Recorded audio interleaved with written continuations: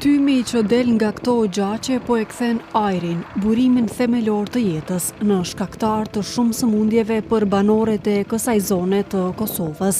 Termocentralet këtu në Obiliq kanë tejkaluar limitet e lirimit të oksideve të azotit dhe dioksidit të shufurit, duke mbetur larg standardeve të Bashkimit Evropian. Statistikat tregojnë se banorët e kësaj komune kanë probleme shëndetësore me rrugët e frymarrjes dhe rritje të rasteve me kancer për shkak të gazrave ndotëse që lirohen në ajër.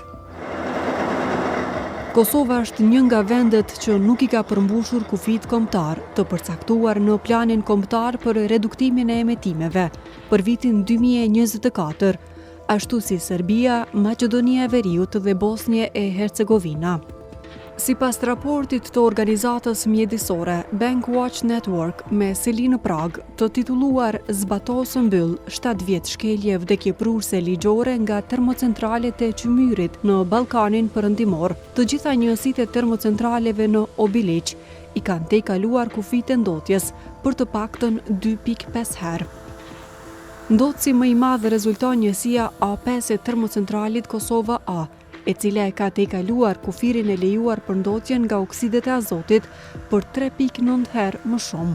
Kosovo has been repeatedly in breach mostly of its dust pollution, and this has been a problem since we started issuing these reports. 6 years ago already, there was a project announced funded by the European Union through the Instrument for Pre-Accession. This project is supposed to cover the installation of equipment which would reduce emissions of dust and those of nitrous oxides. However, what we do notice is constant delays and quite limited information for that matter on this project.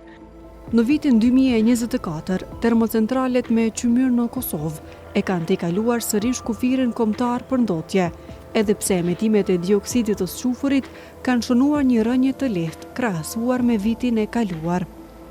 Sipas raportit të publikuar këtë muaj, vetëm njësia Kosova A3 nuk e ka tejkaluar kufirin për dioksidin e shufurit, jo si rezultat i masave për reduktimin e ndotjes, por për shkak se ka punuar më pak orë.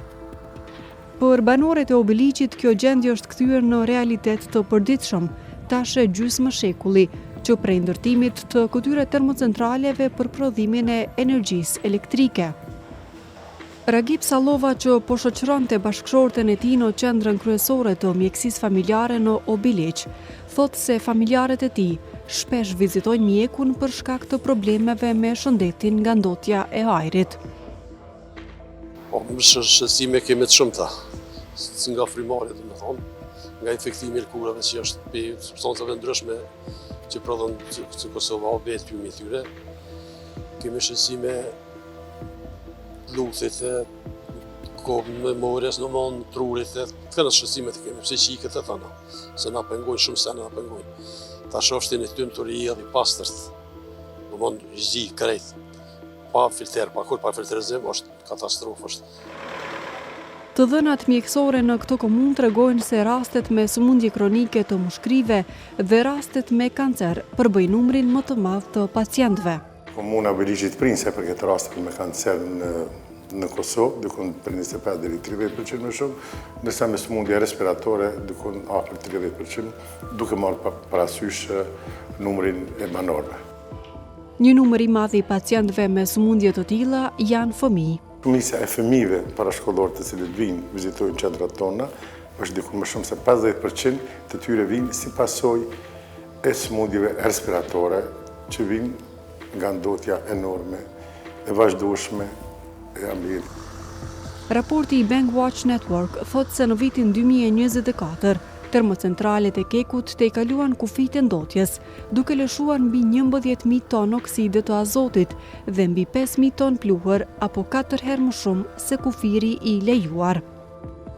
Si nënshkruese e traktatit të Komunitetit të Energjisë, Kosova është obliguar të zvogëlojë ndotjen. Ministria e Mjedisit tha se në 3 vjetët e fundit ka gjobitur korporatën energjetike të Kosovës me 60.000 euro, ndërsa vetë kompania nuk dha përgjigje për shkeljet e vazhdueshme. Përmbushja e këtyre standardeve konsiderohet vështirë e arritshme për shkak të vjetërsisë së termocentraleve të Kosovës. It is very difficult to meet the standards in the case of Kosovo A, at least, given its age. So this is a 50-year-old power plant, and we were very surprised to see the announcement of the Prime Minister at the beginning of this year that Kosovo A3 unit would start modernization.